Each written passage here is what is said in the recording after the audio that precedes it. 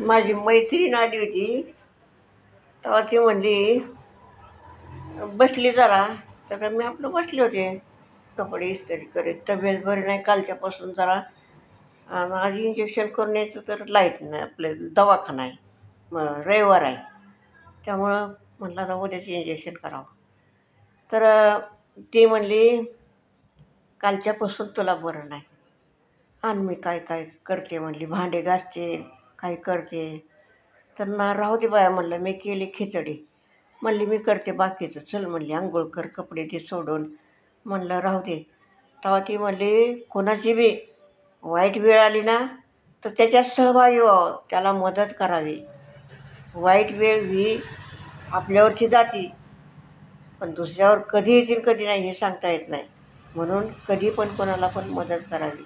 मला म्हणली तू तू झोप, मी भांडी घासते, कपडे धुते, तू झोप म्हणली. आणि अजून तुला बरं वाटस तर मी करते म्हणली. तू काळजी नको करू, मी आहे म्हणली, तुला मदत करते म्हणली. तेव्हा तिनं मला ती मदत केली. बरोबर ना.